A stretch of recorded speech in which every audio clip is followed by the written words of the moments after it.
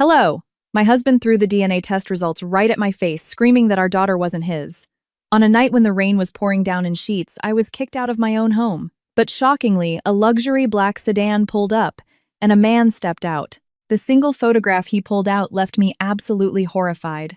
The divorce papers in my hand were soggy, melting away from the mixture of rainwater and my tears. The legal proceedings were finalized in the blink of an eye. It felt like a terrible nightmare I couldn't wake up from. The judge's gavel came down with a dry, sharp thwack echoing through the courtroom and putting a definitive end to my 3-year marriage. 3 years might not seem like a lifetime, but it was more than enough time for me to pour my entire youth and unwavering trust into a man named Michael. With just one small suitcase and my 2-year-old daughter Lily clutched to my chest, I was thrown out of the house I had decorated with so much love. Michael stood in the doorway. His face was so cold he looked like a stranger. He threw a few $100 bills at my feet, the money scattering into the muddy puddles on the sidewalk. Then he slammed the door shut. The sound of the deadbolt locking felt like a final blade, severing every last shred of hope and lingering affection I had left. The New York City sky felt like it was emptying buckets of water that day. It was a torrential July storm, and the rain stung my face. I held Lily tightly inside my coat, using my thin body as a shield to block the freezing raindrops from hitting her. Lily, having just turned 2, innocently buried her face in my chest, occasionally looking up at me with her big round eyes. Her tiny hands gripped my shirt tightly. Looking at her, a gut-wrenching agony washed over me. What did I do wrong? Why do my daughter and I have to go through this? The questions tore my mind apart. 3 years ago, I was an ambitious interior designer with a bright future and a beautiful romance. I gave it all up to be Michael's pillar of support. I believed my sacrifices would build a warm, loving family. But a single piece of paper, a DNA test, destroyed everything. Michael had found out that Lily was not his biological daughter. He screamed at me, cursed at me, called me a traitor and a slut. He didn't give me a single chance to explain, nor did he believe a word I said. In his eyes, I was a sinner. I wandered aimlessly down the flooded Manhattan sidewalks. I didn't know where to go or who to lean on. Despair enveloped me as thickly as the rain. In this massive, sprawling city, I felt incredibly small and alone. Just as I felt like I was going to collapse right there on the pavement, a sleek black Mercedes pulled up quietly next to me. The window rolled down, revealing a man with a sharp jawline and deep, intense eyes. He was wearing a tailored suit and exuded a calm, commanding presence. "Excuse me. Are you all right? And the baby?" His voice was low and warm. It was a pleasant voice. I stared at him blankly, immediately on edge. A strange man appearing out of nowhere when I was backed into a corner, I couldn't help but be defensive. I shook my head, held Lily tighter, and tried to walk away. "Please don't misunderstand. I don't mean any harm," he continued.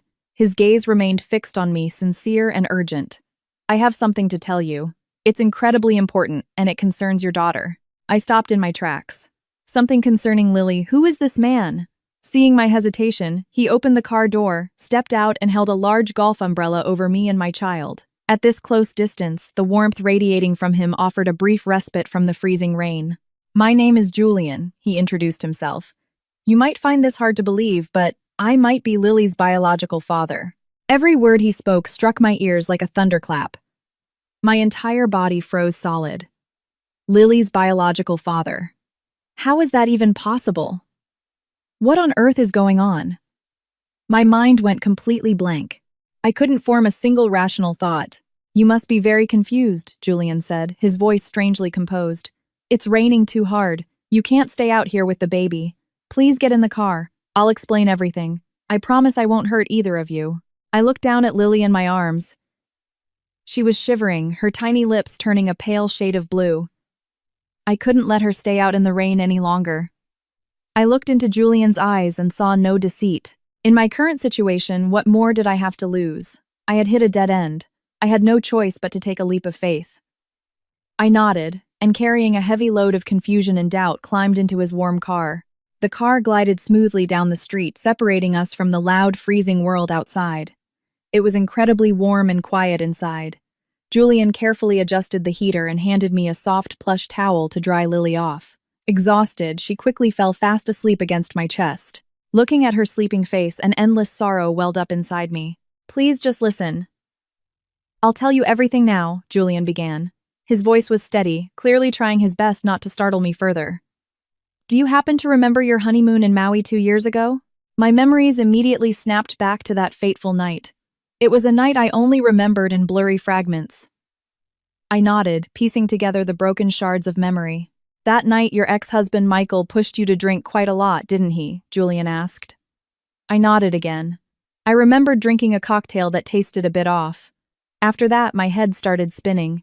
Michael had told me something urgent came up and that he had to step out for a bit, suggesting I go back to our suite and rest. I believed him just as I had believed him unconditionally for the past few years.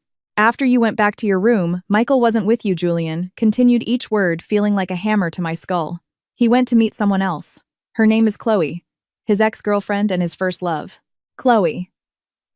A name Michael had casually mentioned a few times, but he had always brushed her off as just an old college friend. I had never suspected a thing. Julian sighed, his gaze drifting heavily toward the rain lashing against the windshield. Chloe is a very ambitious and manipulative woman. She couldn't accept that we had broken up, and she couldn't stomach the fact that Michael, who used to follow her around like a puppy, had married you. That night, she set a plan in motion. She arranged to meet Michael while simultaneously calling me, saying she had something important to tell me. She set a trap for both of us. My heart began to pound violently. A sinister plot was slowly revealing itself. She got me drunk just like Michael did to you. Then she gave me your hotel room number, lying and saying it was hers. I was so intoxicated and out of my mind that I walked into the wrong room. The blood in my veins ran cold. The scattered fragments of my memory suddenly clicked into place. I remembered now. That night, in a hazy, lethargic state, I felt someone enter the room and felt a stranger's warmth beside me. But I was so exhausted and drunk that I simply assumed it was Michael returning. When I woke up the next morning, I was alone in bed. My clothes were slightly disheveled but still on. I hadn't thought much of it, just assuming I had passed out hard. Then, I couldn't finish the sentence. A lump formed in my throat. I know how horrific this sounds, Julian said, looking at me with eyes full of guilt. The next morning, when I woke up in a different room and realized my mistake, I was in shock. I didn't even know who you were, but I knew I had committed an unforgivable error. I left the island immediately. But recently, I accidentally saw a wedding photo of you and Michael online, and I realized you were the woman from that night. When I looked into it, I found out you had given birth to a daughter. Doing the math, I couldn't help but suspect the truth. His story was completely absurd, yet it answered every single question, agonizing my soul. It explained exactly why the DNA test showed Lily wasn't Michael's daughter. I hadn't betrayed him. I was a victim too. Why? Why are you only telling me this now? I asked, my voice trembling. I hesitated for a long time, Julian admitted honestly. I didn't want to ruin your marriage. I planned to take this secret to my grave. But then I heard that Michael divorced you over the baby and kicked you out onto the street. I couldn't sit by anymore. I couldn't let you and my child suffer for something that wasn't your fault. Tears streamed down my cheeks again, but this time they weren't tears of despair. They were tears of pure anger and bitterness at the truth. I had been brutally deceived by the husband I loved and trusted. The DNA test Michael showed you was definitely rigged on his end, Julian said with conviction. He probably orchestrated it to give himself a justified reason to throw you away. Let's do a new transparent test. I want to prove that what I'm saying is true, and more importantly, I want to clear your name. I looked down at sleeping Lily. She had a high forehead and a straight, delicate nose. I used to think she just took after me, but looking closely now, I could faintly see the facial structure of the man sitting beside me. I had no other options. To find the truth, to reclaim justice for myself and my daughter, I had to trust him. I agree, I said, my voice finally stabilizing. Let's do the DNA test. Once I agreed, Julian didn't press the matter further, and quietly drove. He asked where I was heading. Hesitantly, I gave him the address of a cheap, rundown apartment in the deep outskirts of Brooklyn that I had hurriedly rented a few days ago when things started falling apart. It was located in a narrow, sketchy alleyway in a dilapidated pre-war building. Compared to the luxury brownstone I had just been kicked out of, it was night and day. But with the little money Michael had left me, it was all I could afford. Julian's luxury sedan barely squeezed through the narrow street. He parked in front of the peeling, graffiti-covered building. I felt a wave of embarrassment. He lived in a completely different world. He must be judging how pathetic my daughter and I looked right now. "We're here," I said quietly, gently waking Lily. Julian got out first, opened my door and shielded us with the umbrella. He grabbed my single suitcase and walked with me to the unit at the end of the dark hallway. With trembling hands, I put the key in the lock. The old wooden door creaked open, but the sight inside left me speechless. The tiny studio, which had nothing to begin with, was completely trashed. My cheap fabric wardrobe was slashed open with a knife, and Lily's and my clothes were strewn all over the filthy floor. A small keepsake box containing Lily's first ultrasound and her hospital bracelet had been smashed open, its contents gone. We had been robbed. They had dug through and taken the absolute last things I owned. My arms dropped to my sides. It felt like every ounce of energy was draining from my body. Why is God being so cruel to me? Why does disaster keep striking me and my daughter? I had just lost my husband and my home, and now even my temporary shelter wasn't safe. Seeing the mess, Lily got scared and burst into tears, burying her face in my neck. Her cries felt like thousands of needles piercing my heart. I collapsed onto the dirty floor, holding her tightly, unable to stop my own tears. I felt so powerless, so utterly useless. I couldn't even provide a safe place for my daughter to sleep. Julian set the suitcase down. His jaw clenched. He quickly scanned the room from the busted lock to the muddy footprints on the floor. Without a word, he pulled out his phone and dialed 911. While waiting for the NYPD, he crouched down next to me. His voice was low and steady. "Sarah, don't panic. I'm right here. Everything is going to be all right." It was the first time he had called me by my name so warmly and gently. Trapped in a state of sheer panic, I suddenly felt like I had found a sturdy wall to lean against. I looked up at him through tear-blurred eyes. In his eyes, I didn't see pity. I saw genuine concern and care. He quietly pulled a handkerchief from his suit pocket and wiped my tears. "Don't cry. Your daughter is watching," he whispered. I quickly turned my head, swallowing my sobs. He was right. I couldn't break down. I had Lily, and I had to be strong for her. I took a deep breath and tried to calm my racing heart. The police arrived shortly, took photos and recorded my statement. But based on their dismissive attitude, it was clear there was zero hope of getting my things back. Property theft in this neighborhood was rampant, and my belongings held no real monetary value anyway. After the cops left, Julian looked at me seriously. "This place isn't safe at all. You and Lily cannot stay here." I knew he was right, but where else could I go? I didn't have many close friends in the city, and I didn't want to burden them. Going to my parents in upstate New York was completely out of the question. I couldn't bear to break their hearts with the reality of my ruined life. "I have nowhere else to go," my voice cracked. Julian fell silent for a moment, as if debating something in his head. Finally, he looked me straight in the eye and made an offer I never could have anticipated. "Come, stay at my place for now," he said, his tone firm and uncompromising. "At least until the DNA results come back and we find a safe, permanent place for you two to live." I stared at him in shock. Stay at his place? I had met this man only a few hours ago. He might be Lily's father, but to me he was still a stranger. How could I easily accept such an offer? "No," I quickly waved my hands. "I can't impose on you like that. I'll figure something out." "Impose?" Julian frowned. "Do you honestly think I can sleep at night knowing you and the baby are in a place like this? Today it was petty thieves, but who knows what they'll do next time. Lily is too young to be exposed to this kind of danger." He had a point. The thought of someone breaking in and rummaging through our things sent shivers down my spine. What if we had been sleeping here tonight? I didn't want to think about it. Lily's safety was my top priority. Seeing me still hesitating, Julian softened his voice. "Sarah, think of your daughter. I know you're a strong, proud woman, but please put your pride aside for a moment. Just consider this as something you're doing for my daughter. I refuse to stand by and watch my daughter suffer." My daughter. He said those two words so naturally, with such a heavy sense of responsibility. Those words touched the softest part of my heart. He was right. If he truly was Lily's father, he had the right and the responsibility to protect her. And as her mother, I had to do what was best for her. I looked at the trashed room and then at Lily, who was sniffling in my arms. She needed a warm, safe bed, not a place where bad people could kick the door in at any second. Finally, with great difficulty, I nodded. "Then, we'll be in your care." Julian let out a visible sigh of relief, as if a massive weight had been lifted off his shoulders. Without another word, he quickly packed up our few remaining unsalvaged items into my suitcase and scooped Lily out of my arms. His body heat enveloped her, and she immediately rested her head against his chest, falling back into a peaceful sleep. Pertivasister other peaceful. Watching them, a strange emotion bloomed in my chest, a mix of bitterness but also a sliver of genuine warmth. Julian's home was a stunning penthouse apartment in Manhattan's Tribeca neighborhood. It was incredibly spacious, immaculate, and decorated with impeccable taste. Compared to the damp, moldy Brooklyn studio, this was paradise. He led me to a guest bedroom that was perfectly prepared and inviting. "You and Lily rest here. You should have everything you need in the ensuite bathroom. If you need anything else, just let me know," he said kindly. After tucking Lily into the plush bed, I turned to Julian with a complex knot of emotions. I owed him too much. Simply saying thank you felt entirely inadequate. "Julian, thank you so much for today.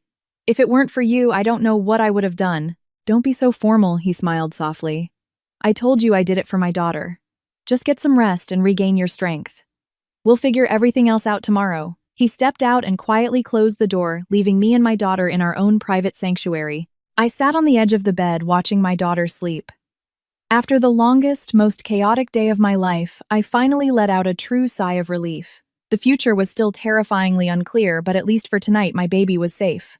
I lay down next to her, letting my exhausted body sink into the mattress, and eventually fell asleep, my mind racing with thoughts about this man Julian and the complicated web connecting us. By a twist of fate, I had become an unexpected guest in his home. When I woke up the next morning to the sunlight streaming through the floor-to-ceiling windows, Lily was still sound asleep beside me. Her cheeks were flushed pink, and her breathing was rhythmic. She probably hadn't slept this peacefully in a long time. I quietly slipped out of bed. The unfamiliar room was so clean and cozy that it actually calmed my nerves. When I walked out into the living area, Julian was already sitting at the kitchen island drinking a cup of hot coffee.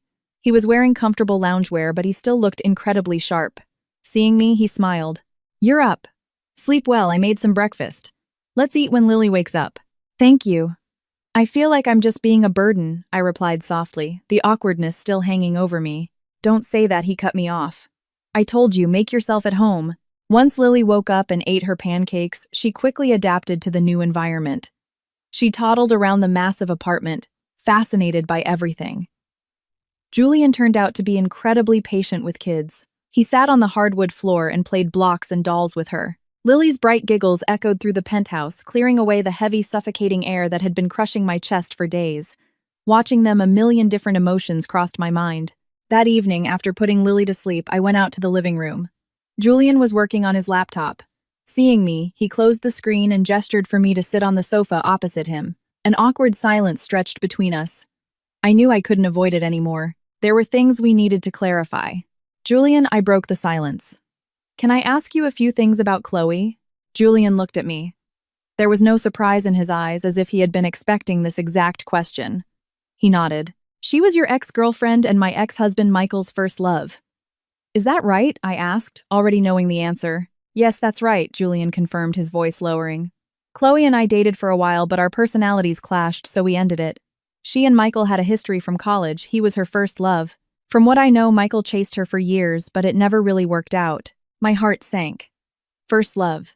For the past 3 years, the man I called my husband always had the shadow of another woman in his heart. I had never truly known him.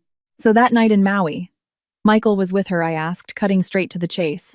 Julian was silent for a long moment. His eyes were complex, a mix of pity and guilt. Finally, he gave a small nod. "Yes. After he sent you up to your room, he went to Chloe's suite. They spent the night together." Even though I had mentally prepared myself, hearing it confirmed directly from Julian made it feel like a boulder was crushing my lungs. My wedding night. The night that was supposed to be sacred and unforgettable. My husband was in the arms of another woman, and I, drugged and completely unaware, was in bed with a stranger. The reality of it was more bitter and ironic than anything I could have imagined. I had been thoroughly deceived from the very first day of my marriage. I let out a laugh, a bitter, self-deprecating laugh. Turns out I was an idiot, a colossal fool. I believed in love, I believed in sacrifice, and I believed in the man sleeping next to me. And my reward was this brutal, ugly truth. "I understand how you're feeling right now," Julian said, his voice laced with deep empathy. "I was fooled by her too. Chloe is someone who will do whatever it takes to get what she wants. She couldn't stand the thought of either me or Michael escaping her control. So she orchestrated the whole thing to destroy both of our chances at happiness." I sat there in silence, tears streaming down my face. I wasn't crying over Michael anymore. I was crying over my own naive stupidity. I was crying for the 3 years of my youth buried in a marriage built entirely on lies. A few days later, Julian took Lily and me to a highly reputable private DNA testing clinic in Manhattan. He had his lawyer present to ensure the entire process was transparent and legally airtight. The first time Michael dragged me to a clinic, I was terrified. This time, I wasn't. I was here to find the truth and clear my name. While the nurse swabbed our cheeks, Julian stood right beside me, holding my freezing, trembling hand tightly. He didn't say much, but his solid presence anchored me. Lily was an absolute angel. She didn't fuss at all. When the technician swabbed her mouth, she just blinked her big eyes, looking back and forth between Julian and me as if she could sense the gravity of the room. It took a week to get the results. That week felt like an eternity. We continued to stay at Julian's penthouse. He went to his corporate office during the day and came home in the evenings to play with Lily. I gradually grew accustomed to him being around. He was a mature man of few words type, but incredibly observant and thoughtful. He bought Lily piles of toys and brand new outfits, and he even got into the kitchen to cook my favorite meals. His attention warmed my heart, but it also confused me. Our relationship was so bizarrely complicated. There was no word in the dictionary for it. Finally, the day the results arrived, Julian went to the clinic alone while I waited anxiously at the apartment. I paced the living room, unable to sit still for even a second. Every minute dragged on like a heavy weight. The front door clicked open and Julian walked in. His face was unreadable, making my stomach tie itself into tighter knots. He walked over and gently handed me a sealed manila envelope. "Look for yourself," he said, his voice slightly hoarse. With shaking hands, I tore open the envelope and pulled out the report. Numbers and scientific jargon danced before my eyes. But then I saw the final conclusion printed in bold at the bottom of the page. Probability of paternity, 99.99%. The truth. The truth was finally out. Julian was Lily's biological father. I wasn't an adulteress. I was a victim. I collapsed onto the sofa, the paper slipping from my fingers onto the rug. The tears poured out again, but this time they were tears of pure liberation. The suffocating weight of false accusations that had been crushing me was finally lifted. Julian sat next to me and quietly pulled me into his arms. He rubbed my trembling back. "It's okay now. It's all over. From now on, I'll be right here. I will never let anyone hurt you or our daughter ever again." Wrapped in his warm, sturdy embrace, I sobbed like a child. I cried out all the sorrow and agony I had been forced to endure. Only after I had calmed down did Julian tell me the rest of the details. That night, Chloe hadn't just given him my room number. She had slipped a mild sedative into his drink at the bar.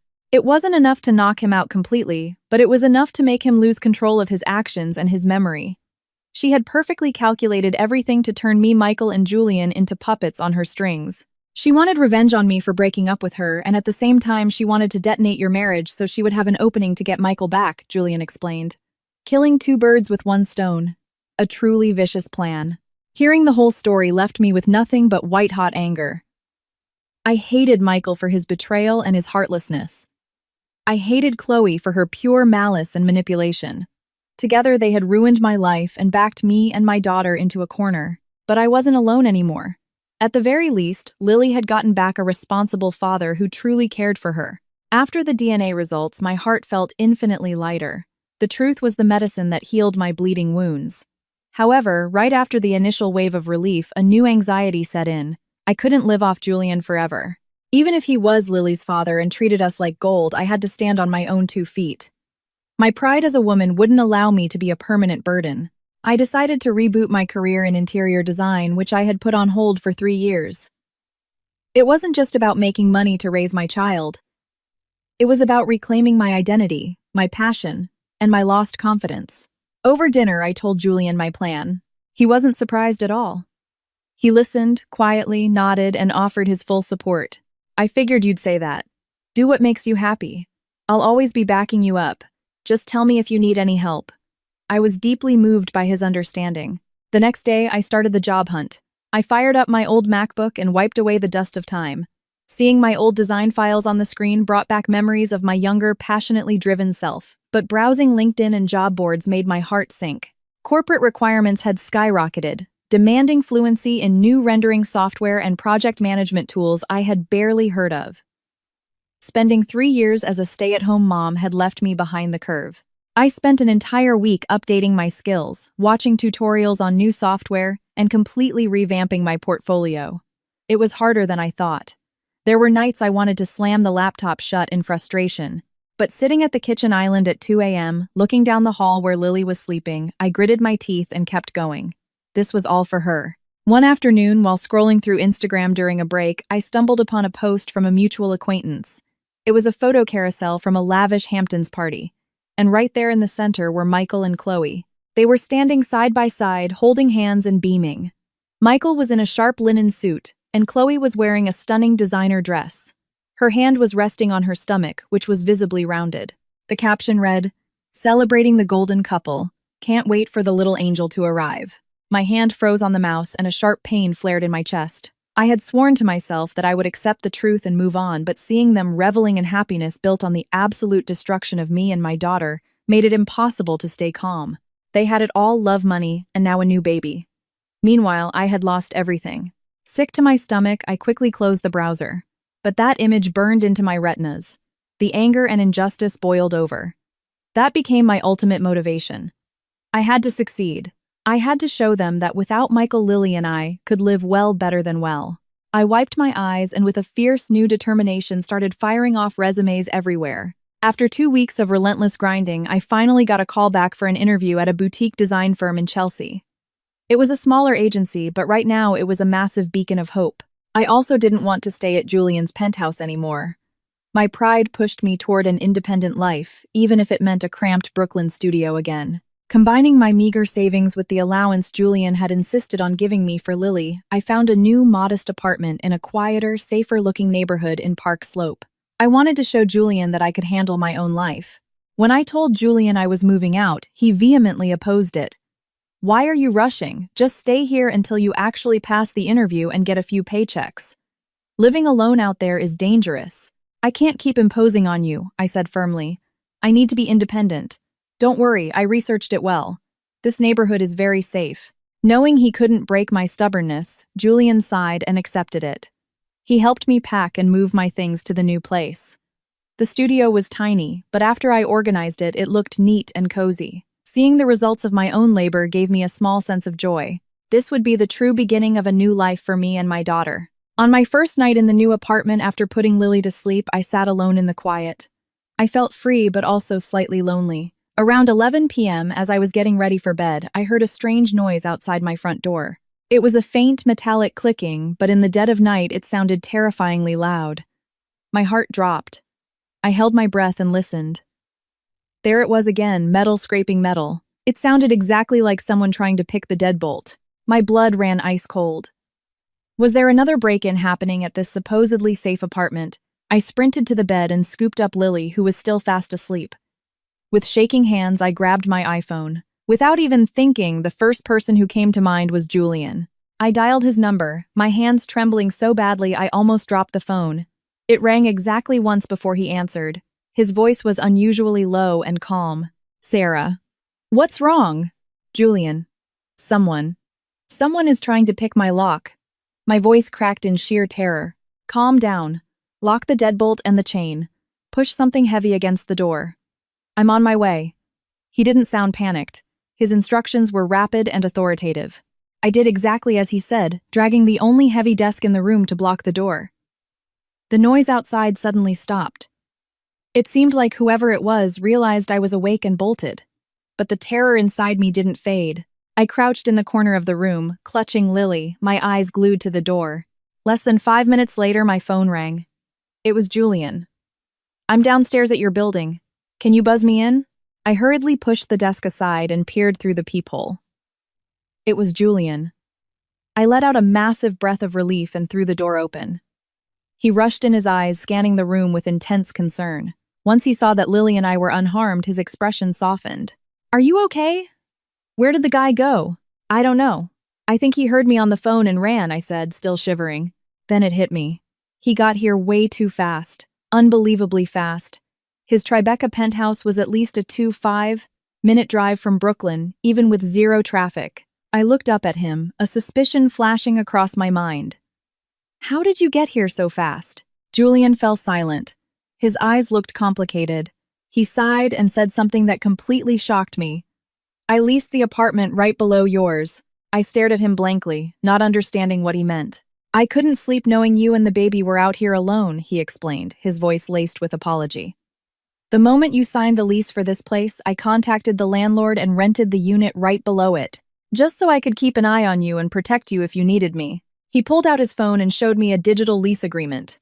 It was the same address, and his name was on the tenant line. Everything was so sudden. I didn't know whether to be furious that I was being watched or deeply moved by his obsessive care. He had quietly orchestrated all of this, just to guarantee our safety. Please don't be mad, his voice turned gentle. I was just too worried. And look what happened, you saw it yourself. You aren't safe alone out here. Pack your things. We're going back to my place. If I'm there, no one will ever touch you or Lily. Looking at his desperate, worried face and remembering the sheer terror I had felt just moments ago, I couldn't refuse. My pride and my desire for independence completely crumbled in the face of my daughter's safety. I silently nodded, accepting his terms once again. After that terrifying night, I had to move back to Julian's Tribeca loft. This time, I didn't feel as awkward or guilty. Lily's safety was paramount, and Julian's intense concern made me realize that accepting his help right now was necessary. However, my determination to find a job hadn't wavered. If anything, it was stronger. I didn't want to remain a weak, protected entity forever. Knowing I had my first interview coming up, Julian seemed even more nervous than I was. The night before the interview, after Lily went to bed, he called me out to the living room. He had prepared 2 mugs of chamomile tea and said something unexpected. From right now, I'm the hiring manager and you're the candidate. Let's do a mock interview. I was a bit surprised, but I nodded. It was a good opportunity to build my confidence. Julian immediately shifted gears. He sat up perfectly straight and crossed his arms over his chest. His gaze turned sharp and analytical. He was no longer the sweet, attentive Julian I saw every day. He was the ruthless corporate executive evaluating a candidate. Good morning, Sarah, he started, his tone crisp and professional. Thank you for coming in today. Let's start by having you walk me through your resume. I took a deep breath and tried to answer fluently, but the moment I finished, Julian cut me off. Your intro is far too generic. Anyone can say that. Tell me what your unique value proposition is. Then he fired off a barrage of brutal questions. I see a 3-year gap on your resume. You took time off to raise a family. In the design industry, 3 years is an eternity. Trends change daily. Don't you think you're outdated? How are you going to convince us that you can hit the ground running and meet our client demands? This question stabbed right at my biggest insecurity. I panicked for a second, but then I gathered my thoughts and recalled the answers I had prepared. I explained my self-taught upskilling, the new software I had mastered, and the freelance mock-ups I had done to stay sharp.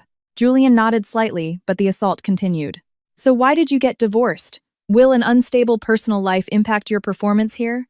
We need employees who are 100% committed to this firm. That question felt like a knife twisting in my heart. It was incredibly invasive and deeply personal. I froze my face, draining of color. Seeing my reaction, Julian immediately dropped the corporate persona. He stood up and walked over to me, his voice full of regret. I'm so sorry. I didn't mean to upset you. But the reality is there are aggressive, unfiltered HR directors out there who might try to probe into your gap years like this. I wanted you to be mentally prepared so you don't freeze up or get hurt in the real room. I understood his intention. He was stress testing me for the worst-case scenario. I nodded silently, thanking him for his tough love. If you get a question like that, he sat back down and explained gently, you don't need to overshare personal details. Pivot it professionally. Say that your personal matters are fully resolved, they will not impact your work, and in fact, your new independence gives you a stronger drive to focus and excel in your career. Turn the perceived weakness into a testament of your resilience. We sat there for hours that night. Julian coached me on how to frame my answers, how to highlight my strengths, and even how to negotiate a starting salary. He ruthlessly analyzed my mistakes, but never in a way that crushed my spirit. I was deeply impressed by his business acumen and emotional intelligence. Under his guidance, my long-lost confidence slowly began to return. I felt ready for tomorrow. The next morning, I put on the sharp, modern blazer and slacks Julian had helped me pick out. He always said dressing the part was half the battle. He personally drove me to the agency in Chelsea, reminding me one last time to stay calm and own the room. Walking into the boardroom, I wasn't scared anymore. There were 3 interviewers, and they asked questions very similar to the ones Julian had drilled into me, especially about the 3-year gap. Thanks to the intense prep, I answered smoothly, logically, and persuasively. I pitched the new concepts I had developed. I reframed my 3 years as a mother as a masterclass in time management, crisis resolution, and deep empathy for client needs, skills that not every designer inherently possesses. As the interview wrapped up, the creative director, a sharp-looking woman in her 50s, gave me a very satisfied smile. "Thank you, Sarah. We'll be in touch." I walked out of the building feeling lighter than air. Regardless of the outcome, I had left it all on the table. To my absolute shock, just as I reached the subway station, my phone rang. It was the agency's HR department. "Hi, Sarah. We'd love to offer you the junior designer position. Can you start on Monday? The starting salary is $60,000 a year." I gasped, barely believing my ears. An immediate offer, $60,000. It wasn't Wall Street money, but for a woman who hadn't worked in 3 years, it was validation, independence, and pure explosive joy. I immediately called Julian. Hearing the raw excitement in my voice, he sounded just as thrilled. "That's incredible. I knew you'd crush it. We have to celebrate tonight. Pick any restaurant in the city. It's on me." I happily agreed. After so many brutal twists and turns, I could finally smile with genuine pride. I wanted to thank Julian, the man who had been the scaffolding holding me up the whole time. That evening, Julian took me and Lily to a breathtaking rooftop restaurant atop a luxury hotel in Midtown Manhattan with sweeping views of the NYC skyline. The ambiance was incredibly romantic. I hesitated because I knew how ridiculously expensive it was, but Julian laughed and said I deserved every bit of it. We were having a wonderful dinner, and Lily was mesmerized by the glittering city lights outside the glass when a familiar mocking voice cut through the air behind me. "Well, well, look who it is. My ex-sister-in-law, right? Haven't been divorced 5 minutes and you've already found a new sugar daddy. And at a place like this, you must have leveled up." I turned around. The world really was painfully small. It was Chloe, and standing right next to her, looking panicked and highly uncomfortable, was Michael. The joy in my chest evaporated instantly. The delicious food suddenly tasted like ash. Chloe had her arm looped tightly through Michael's. She radiated the smug aura of a winner. She looked me up and down, her eyes dripping with condescension and disgust. Her baby bump was very noticeable. She looked about 4 or 5 months along. In stark contrast to the pathetic, drenched woman they had kicked out on the street, she looked radiant and deeply satisfied.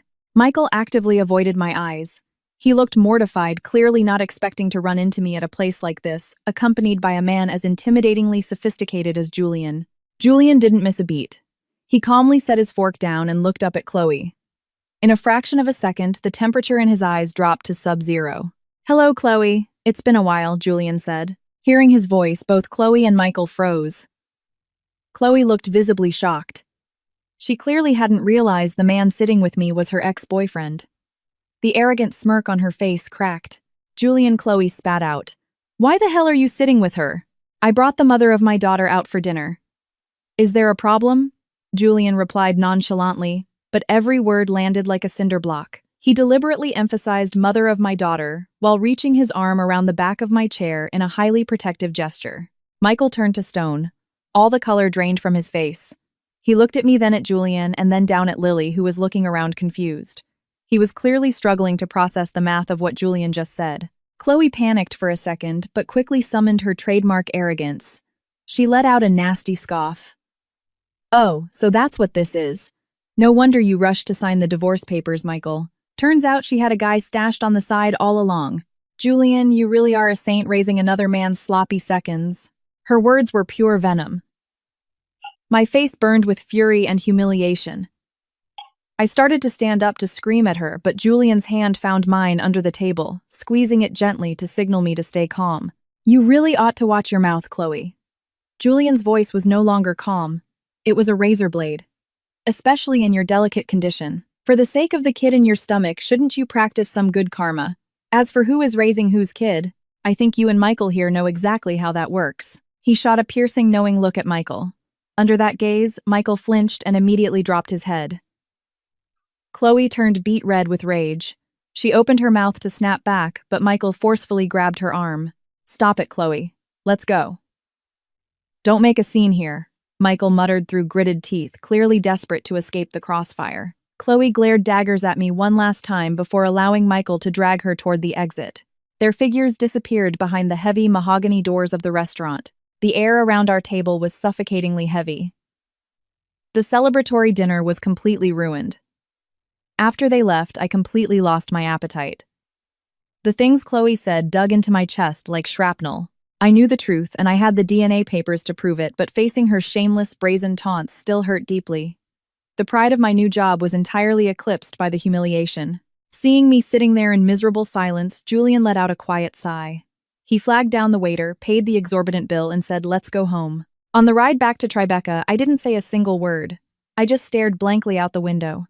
The neon lights of Times Square blurred past, but I didn't see any of it. My mind was stuck on a loop of Michael and Chloe's smug faces, her victorious smirk, and her vile insults. Tears started rolling down my cheeks again. Why am I so weak? Why couldn't I stand up and fight back right to their faces?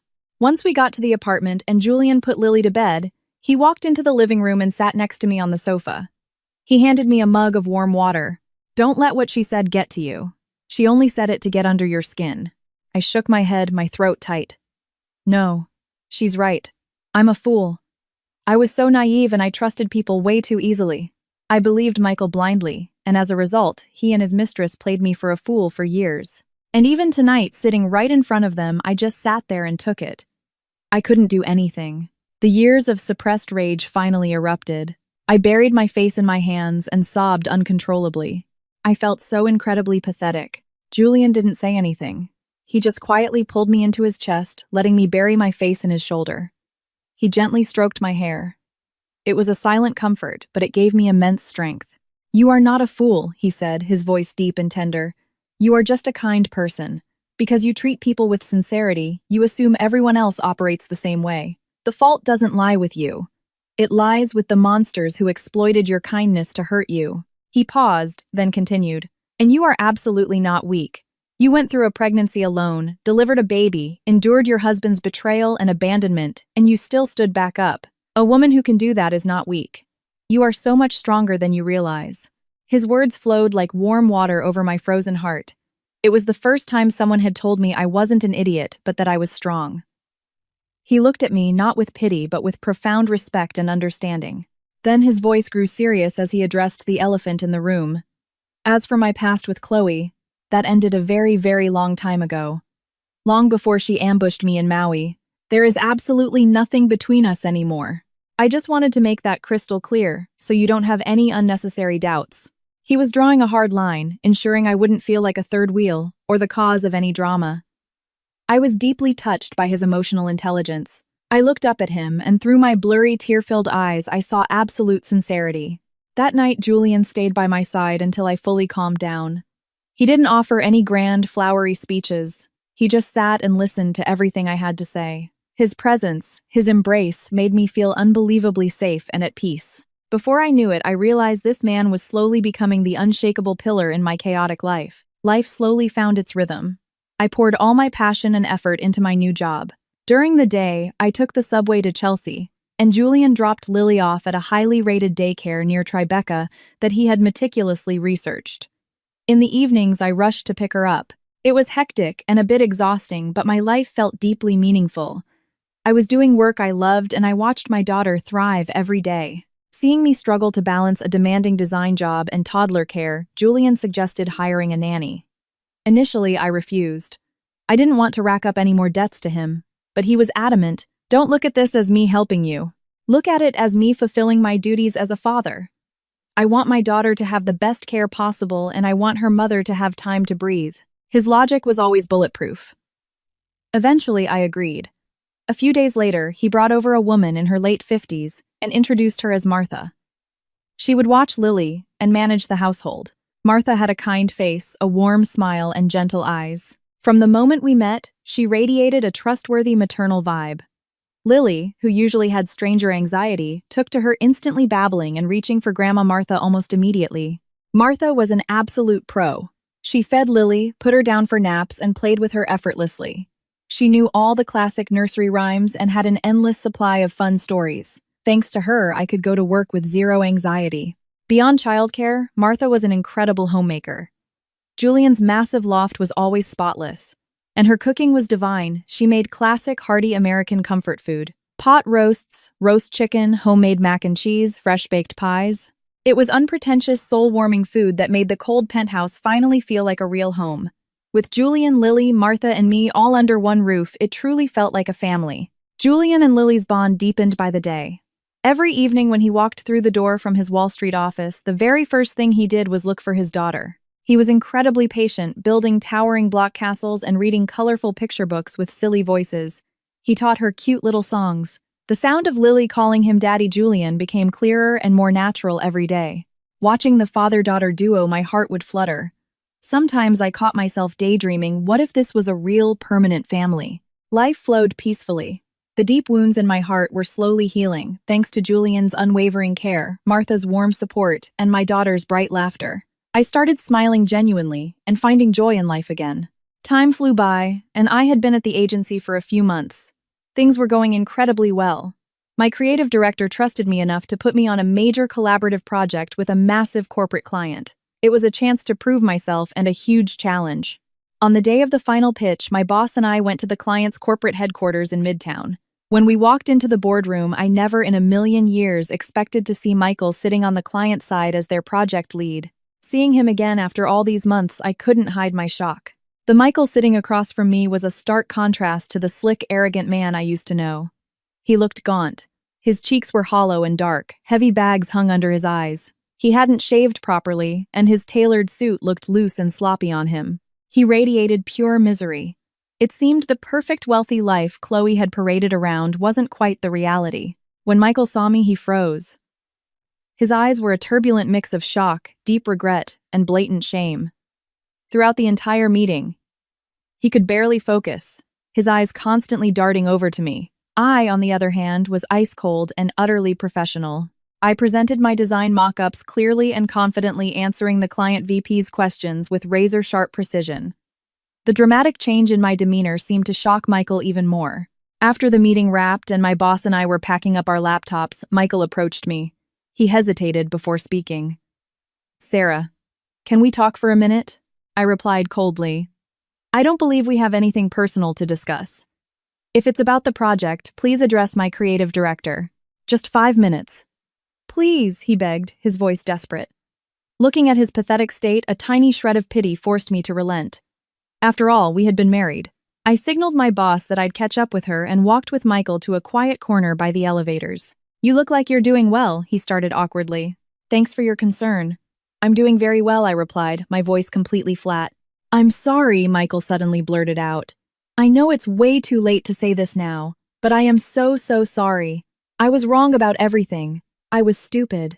I trusted the wrong person, and I treated you and Lily like garbage." I stood there in silence. If he had given me this apology months ago, maybe I wouldn't have had to suffer through hell. But hearing it now, it meant absolutely nothing. "I'm not happy with Chloe," he continued, his voice cracking with bitterness. "She isn't who I thought she was.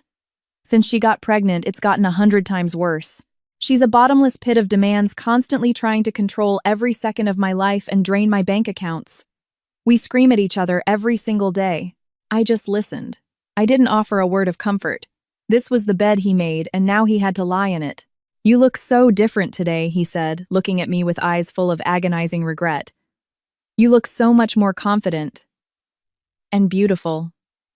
I guess leaving me was the best thing that ever happened to you." He dropped his head, his face contorted in pain. Seeing the man who used to be my entire world reduced to such a pathetic broken shell, I didn't feel any vindictive thrill.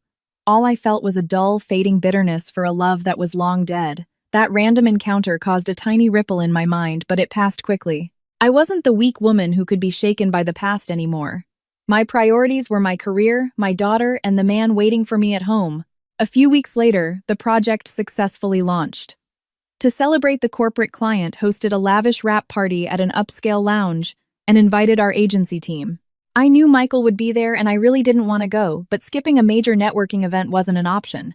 Julian knew about the situation and promised to pick me up outside the venue as soon as it was over. As expected, Michael was at the party. He looked even worse than before. He sat alone in a dark corner booth, throwing back scotch after scotch. Chloe was nowhere to be seen. Throughout the night, he kept staring at me with pathetic, pleading eyes. I actively ignored him, sticking close to my coworkers and chatting. As the party wound down, I walked out to the lobby to wait for Julian's car. Suddenly, Michael stumbled out of the lounge, chasing after me. He was completely hammered, swaying on his feet. "Sarah, wait," he slurred, grabbing my arm. "You're drunk." Go home and sleep it off, I frowned, trying to pull away. I'm not drunk, Michael yelled, his grip tightening. I have to tell you something. A massive secret. You have to hear this. His erratic behavior was making me highly uncomfortable. Right at that moment, Julian's Mercedes pulled up to the curb. He stepped out of the car, and the second he saw the scene, his jaw locked. He strode over, forcibly ripped Michael's hand off my arm, and pulled me behind his back. What the hell do you think you're doing? Julian's voice dropped to a lethal, threatening register. Michael flinched at Julian's presence, but the liquid courage made him reckless. He let out a manic, hysterical laugh. Oh, look! The knight in shining armor arrives. Perfect timing. Perfect. Let me tell both of you a little secret. It's hilarious, really. He stumbled forward, leaning in close, and screamed a sentence that completely paralyzed me. The baby in Chloe's stomach isn't mine. My entire body went rigid. I couldn't believe what I was hearing. What are you talking about? I asked, my voice trembling. I got played again, Michael shrieked. His laugh was bitter and deeply self-loathing. She completely screwed me over. I was about to raise another man's bastard again. Isn't that hilarious? Why is my life a total freaking joke? He pointed a shaky finger at my face, then at Julian's. His complete downfall was playing out right in front of me in graphic, miserable detail. The man who had doubted my loyalty and thrown me out like trash was now experiencing the exact same betrayal but magnified 100 times over. Just then, the back window of the Mercedes rolled down and Lily poked her head out, woken by the shouting, "Mommy, Daddy, Julian." The sound of my daughter's sweet, clear voice sliced through the toxic tension like a cool breeze. Julian smiled, walked to the car, and unbuckled Lily, pulling her into his arms. He held her close, and as she babbled Daddy again, Julian turned back to look at a stunned, frozen Michael. Julian stared dead into Michael's eyes. His voice was crystal clear and absolute. It wasn't just for Michael. It sounded like a declaration to the universe. Yes, I am Lily's father, her biological father. He then reached his free arm out and wrapped it tightly around my shoulders. And this is my family. Did you hear that clearly, Michael? Every word Julian spoke was like a sledgehammer smashing the last remaining shards of Michael's ego. Michael stumbled backward a few steps. His eyes were totally glazed over as he stared at the picture-perfect family standing in front of him. Then he drunkenly turned around and stumbled away down the sidewalk.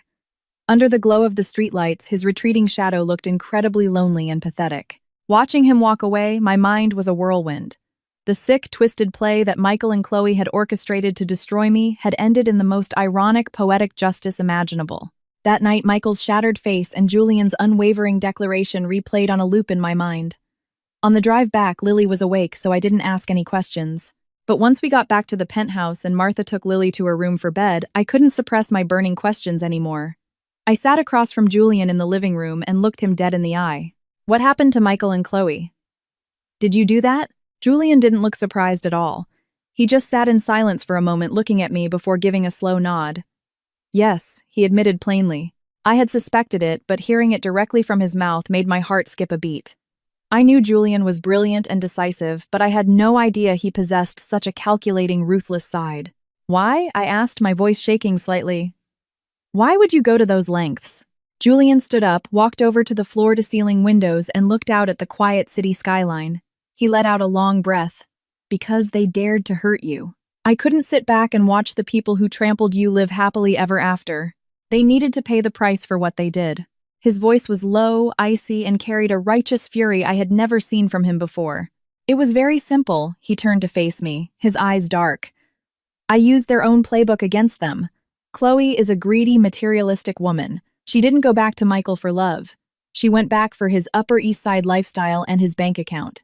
He confessed that he had hired an actor, a younger, incredibly handsome man, who played the role of a tech billionaire to systematically seduce Chloe. The man promised her a level of obscene wealth and high society status that Michael could never provide. Given her ambitious, greedy nature, it didn't take long for Chloe to take the bait. She started sleeping with the billionaire behind Michael's back. The baby she's carrying belongs to that guy, Julian said, his voice entirely devoid of emotion. And I made sure Michael discovered the truth on his own, right at the precise moment it would destroy him the most. I wanted him to feel the exact same betrayal, humiliation, and utter helplessness he forced onto you. Hearing his flawless, devastating plan, I actually got goosebumps. It was so perfect and so incredibly ruthless. He had pinpointed their exact weaknesses and laid a trap they could never escape. "Aren't you afraid?" I asked softly. "Aren't you afraid I'll think you're a terrifying person for doing this?" Julian walked over and sat down right next to me, taking both of my hands in his. His hands were as warm as always. I am afraid he looked at me, his eyes softening completely. "My biggest fear is that you'll run away from me because of this. But I couldn't not do it, Sarah. That night in the pouring rain when I saw you broken and despairing on the sidewalk, I made a vow. Anyone who makes you shed a tear will pay for it 1,000 times over. This wasn't just about revenge. It was about giving you your justice. I needed them to understand that you are not someone they can casually destroy. And I needed you to know that I will always, always be standing right behind you." His words struck the deepest chords of my soul. My initial shock and fear melted away, replaced by an overwhelming sense of being fiercely protected and loved. He had orchestrated the destruction of my enemies just to heal my scars. How could I not love and cherish a man like this? Without a word, I threw my arms around his neck and hugged him tight. In that exact moment, I knew my heart and soul belonged entirely to him. The storms of the past were finally truly behind us. Our lives settled into a beautiful, mundane happiness. The dark secrets and revenge plots felt like a distant movie replaced by the sweet everyday worries of a normal family. I thrived at my job. Julian spent every free second he had with Lily, and Martha handled the house always, ensuring we had a hot, delicious dinner waiting for us. We were a real family. Then, one Sunday afternoon while running errands at a mall in Soho, I foolishly lost my wallet. It didn't have much cash, but my ID, credit cards, and Lily's insurance cards were in it. I retraced my steps, but couldn't find it. Defeated, I walked into the nearest NYPD precinct to file a lost property report, praying some good Samaritan would turn it in. While waiting in the lobby, I noticed a cop behind the desk who looked very familiar. After racking my brain, I realized he was one of the officers who had responded to my 911 call the night someone tried to pick the lock at my Brooklyn apartment. The officer seemed to recognize me too. He smiled warmly and walked over. "Hey there, I remember you. You used to live over in Park Slope a few months ago, right?" "Yes, that's right." "Hi," I smiled back. "You look great. Much happier than the last time I saw you. Looks like you and the husband worked things out, huh?" he asked cheerfully. I was a bit confused. "Worked things out, what do you mean?" The cop chuckled and gently patted the desk.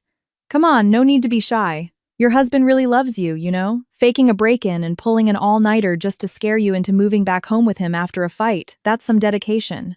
Next time you guys have a lover's quarrel, just talk it out. Don't go giving yourself a heart attack." Every single word he said hit my brain like a lightning strike. I froze my mind, going completely blank. Faking a break-in. Scaring me into moving back home. What on earth was he talking about? "I'm sorry, what exactly do you mean? I don't understand," I asked, barely maintaining my composure. "Oh, you know the night you called in the attempted break-in," the cop explained casually. "When we got there, your husband had just arrived too." Later on, he pulled me aside and confessed. "Said you were living alone, it was a sketchy area, and you were giving him the silent treatment after a fight. So he hired a buddy to jiggle the deadbolt and act like a burglar to scare you into packing your bags and coming home with him. He was super apologetic for wasting NYPD time. You guys looked so in love, we just gave him a warning and let it go." The story was laid out with crystal clarity. I stood there, feeling like I had been hit by a truck. That terrifying night, the night that broke my will to be independent and forced me to rely entirely on Julian, was a staged production. The first real break-in at the slum, and then the fake lock-picking at the new apartment. It was all part of his master plan to keep me under his roof. I honestly don't remember how I walked out of the precinct. My mind was a chaotic mess of emotions. I didn't know whether to laugh or cry. I wasn't mad. Not really. Instead, I felt a ridiculous urge to laugh, accompanied by an indescribable wave of emotion. This brilliant, wealthy, sophisticated man had concocted the most idiotic, childish, borderline insane scheme just to keep me and my daughter safe by his side. How deeply must he have cared, how desperately must he have loved us to stoop to such a ridiculous level? Walking down the bustling NYC streets, I caught myself grinning like an idiot. The final secret was out. And ironically, it wasn't bitter at all. It was incredibly sweet. I knew I had to go home immediately to confront this devious, lovable man. When I walked into the penthouse late that afternoon, Julian and Martha were sitting on the living room rug building a massive Lego castle with Lily. Seeing me, Lily shrieked with joy and ran over, hugging my legs. Julian looked up and gave me his signature soft smile. "Hey, You look like you're in a good mood. Did something happen? Suppressing a smirk, I walked over, sat on the sofa, and put on my most serious, intimidating face. Julian, I have a question for you. My tone caught him off guard. He signaled to Martha to take Lily to her room, then sat on the coffee table directly across from me. What's wrong? I went to the police precinct today. I began making sure to maintain unbroken eye contact, watching for every micro-expression. I ran into someone I knew, an officer. He told me a very, very funny story about an attempted break-in in Brooklyn. A flash of absolute panic crossed Julian's face, but he masked it almost instantly. Oh, what kind of story? A story about a very devoted husband. I dragged the words out slowly. His wife moved out, and because he thought the neighborhood was dangerous, and because she was apparently giving him the silent treatment, he hired someone to fake a break-in, just to scare her into moving back into his penthouse. Do you think that was a smart plan? I asked, staring dead into his eyes. The composed smile completely vanished from Julian's face. He sat in dead silence for a few seconds. His eyes darted away, looking slightly panicked. He knew the jig was up. Finally, he let out a heavy sigh, looking utterly defeated. I'm sorry, he muttered quietly. I know it was the wrong way to handle it, but I didn't know what else to do. I was terrified for your safety. I couldn't sleep knowing you and Lily were out there where anyone could hurt you. I just needed you where I could see you, where I could protect you. Looking at his genuinely guilty, miserable expression, I couldn't hold the angry facade any longer. I burst out laughing. You are such an idiot. Seriously, out of all the brilliant things you do, how did you come up with something so incredibly stupid? Seeing that I wasn't actually furious, Julian let out a massive sigh of relief. He moved from the coffee table to the sofa, sitting right next to me and grabbing my hand. If it means keeping you and the baby with me, I'll gladly do much stupider things. We looked at each other and both started laughing. All the misunderstandings, the secrets, the hidden agendas, everything was finally out in the open. The absolute last wall between us crumbled to dust. Suddenly, Julian's face turned dead serious. He squeezed my hand gently. His eyes were deep pools of love and respect. Sarah, he said, his voice dropping to a resonant, emotional whisper. We started this in the most bizarre, chaotic way possible. We've been through absolute hell together. But you and Lily walking into my life completely changed my world. You filled a dark, empty apartment with light and happiness. I know I'm not perfect. I've pulled some ridiculous stunts. But my love for you and for our daughter is absolute. With that, he suddenly slid off the sofa and dropped to one knee on the hardwood floor. He reached into his jacket pocket and pulled out a small navy blue velvet box. He snapped it open, revealing a breathtaking diamond ring that caught the evening light. My heart hammered against my ribs and happy tears instantly flooded my eyes. Will you marry me? Julian asked, looking up at me with raw desperation in his eyes. Let me officially take care of you. Give me the chance to build a real, complete, unbreakable family with you and Lily. I couldn't even speak. Through my tears, I just nodded frantically. I held out my left hand, allowing him to slide the symbol of our chaotic, beautiful love story onto my ring finger. Julian stood up and pulled me into a fierce, breathless kiss. The bedroom door cracked open and Martha and Lily peeked out. Martha started clapping enthusiastically and Lily cheered, running over to hug our legs. Outside the floor-to-ceiling windows, the sun was setting over the Hudson River, painting the New York skyline in a brilliant warm wash of gold and orange. I rested my head on Julian's shoulder, looking down at my daughter, laughing in her grandmother's arms. The torrential storms were finally behind us. From this moment on, all that lay ahead was a peaceful, beautiful life with the people I loved most in the world.